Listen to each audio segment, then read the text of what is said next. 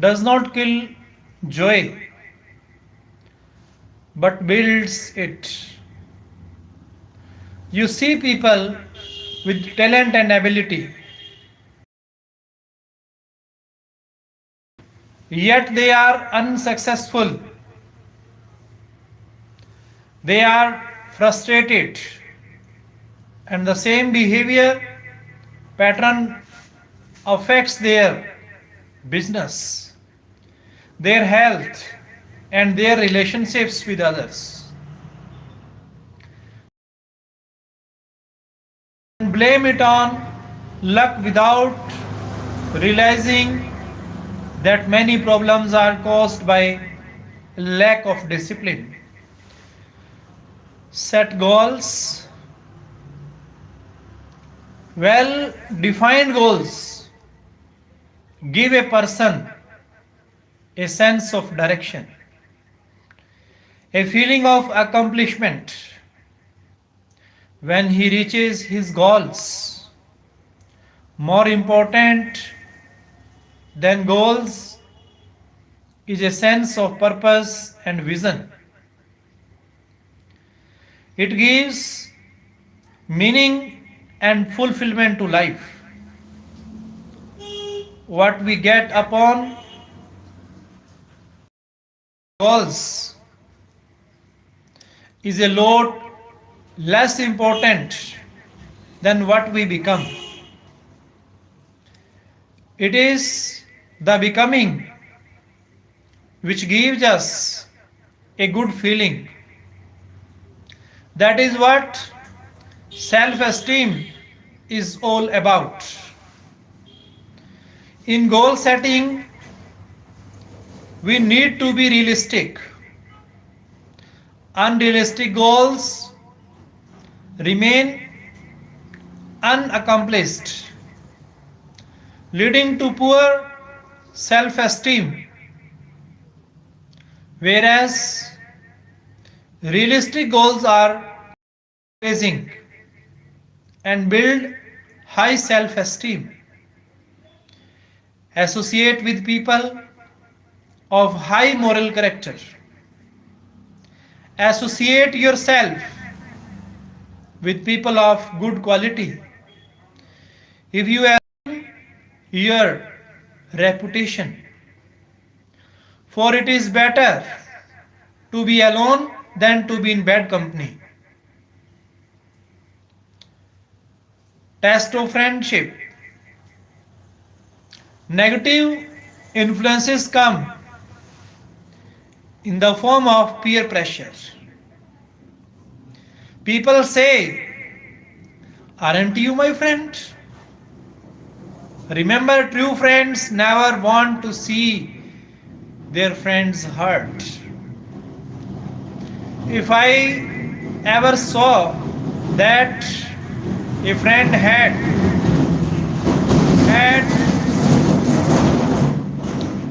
one drink too many, I will put my foot down and not let him drive.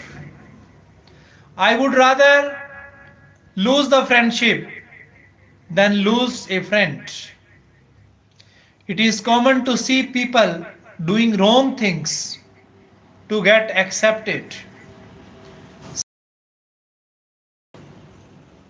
It is cool, not realizing they will be left caught. What starts as peer pressure may be in reality a test of where will they be when you are in trouble. How far will they go to help you? And the biggest question is, if they don't have the character today, how will they have the character tomorrow to help you? Associating with people of high moral helps build self-esteem. Peer pressure. When the desire to belong to the herd becomes stronger, then the desire to stand up for what is right. It is evident that what is lacking is courage and character. It is less controversial. Going along to get along is a safer way. Keeps one's peers happy, and, and one does not risk being laughed at. That is what separates the men from the boys. Examples. School kids conform because they do not want to be laughed at. They don't give the answers because others will make fun of them.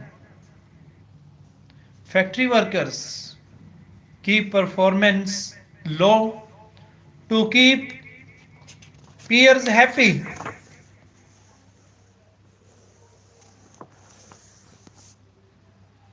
Moderation. Many people say, in moderation, it is okay. I try a little and quit. The question is, in moderation, is it really okay to cheat, to lie, to steal, to take drugs, to have illicit affairs? Some people frequently rationalize. I can quit whenever I want. They don't realize that negative influences are more powerful than willpower. Become internally driven, not externally driven. One day, if someone gets up on the right side of the bed and calls me and says, "You are the greatest person on earth. You are doing a great job, and I want you to know I am honored to call you a friend." I know he is sincere. How does it make me feel? How does it make me feel? Great. But the next day, he gets up on the wrong side of the bed, picks up the phone and says, "You rascal, you cheat, you crook, you are the biggest fraud in town." How does it make me feel? Terrible. So the first day when he says, "You are the best guy," I feel great. And the next day when he says, "You rascal," I feel terrible. Who is controlling my life? Obviously he is. Is that the way I want to go through life? Not at all. That is being extremely driven. I want to be internally driven. When he calls me and says, "I am the greatest guy," I want to be internally driven. When he calls me, "I am the greatest game." It is good to hear those words. But even if he doesn't say those words, in my own estimation, I am still a good human being. And the next day, when he rips me apart, he can't really. Because in my own estimation, I am still a good human being. When people make statements like, "You make me angry," the focus of control is external. But if I say I am angry or I choose to be angry, the focus of control is internal. No one can make you feel inferior. Permission. There is a story about an ancient Indian saga who was called ugly names by a passerby. The saga listened unperturbed till the man ran out of words. He asked the man, if an offering not accepted, who does it belong to? The man replied, it belongs to the person who offered it. The saga said, I refuse to accept your offering, and walked away, leaving the man dazed. The saga was internally driven. So long as we blame outside sources, our miseries will continue and we will feel helpless. Unless we accept responsibility for our feelings and behavior, we cannot change. The first step is to ask, why did I get set up? Why did I get upset? Why am I angry? Why am I depressed? Then we start getting the clues to overcome them. Happiness is a result of positive self-esteem. If you ask people what makes them happy, you will get all kinds of answers. Most of them would include material things, but that is not really true. Happiness comes from being and not having. One can have everything in life and yet not be happy. So true. Happiness is internal. Happiness is like a butterfly. You run after it. It keeps flying away. If you stand still, it comes and sits on your shoulders. Develop a mindset that brings happiness. Bitterness is a sign of emotional failure. It paralyzes our capacity to do good. Set your own standards. Be honest to yourself. Compete against yourself. Do the following.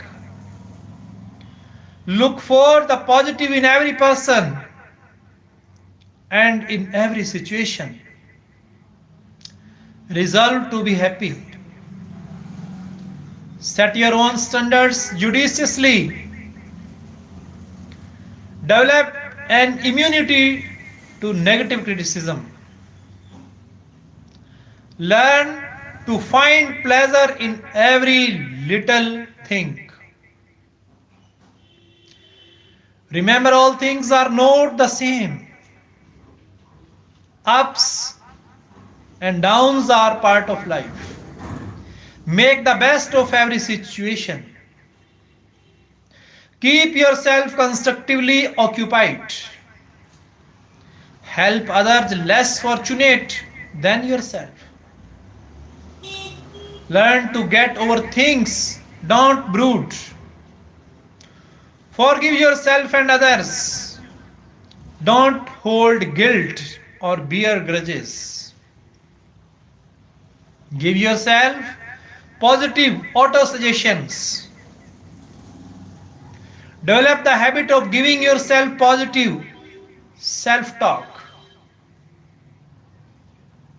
Auto-suggestions alter our belief system by influencing the subconscious mind. Our behavior reflects our belief system. Hence, autosuggestions affect our behavior by influencing our belief system. It becomes a self-fulfilling prophecy. Examples: I can handle it, I can do it, I am good at math, I have a good memory. Our greatest strength can become our greatest weakness. Any strength overextended, any strength overextended becomes a weakness. For example, in sales, good speaking ability is a strength. It is not uncommon to see sales people with good speaking ability talk themselves into a sale, then talk too much and talk themselves right out of the sale. Their strength got them into it. However, overextended, it became a weakness and they lost the sale. Listening is a strength. Overextended, however, it could mean that a person listens a lot but does not speak enough. It becomes a weakness. Our greatest weakness can become our greatest strength. Anger is weakness. How can it be turned into a strength? One lady demonstrated by getting mad.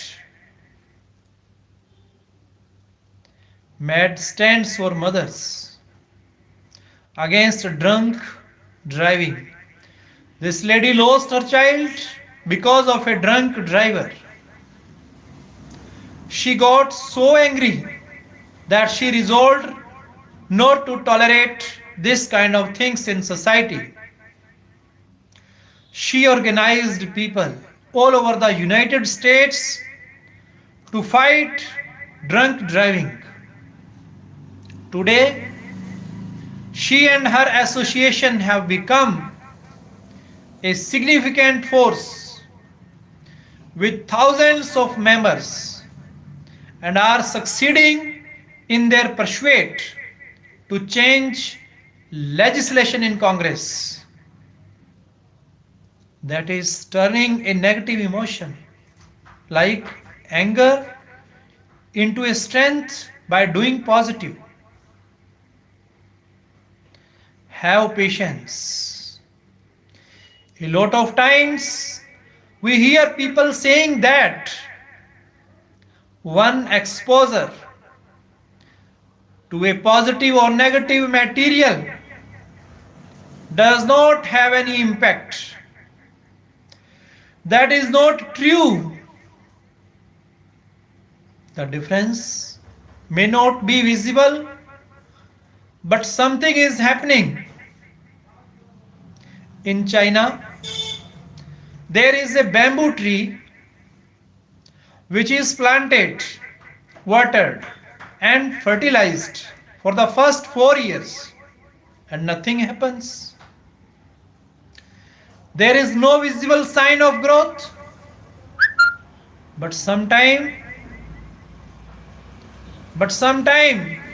during the bamboo tree grows about 90 feet in 6 weeks. The question is, did the bamboo tree grow in 6 weeks or did it take 5 years to grow? Even though there was no visible sign it. Even though there was no visual sign, it was taking root in the ground. When there was no visual sign, if someone had stopped watering and fertilizing it, would this have happened? Certainly not. The bamboo tree would have died. We need to learn from nature, and the lesson is pretty clear. Have patience and faith and keep doing the right thing, even though the results may not be visible. Something is happening. Take inventory. Make a list of all your strength and weakness.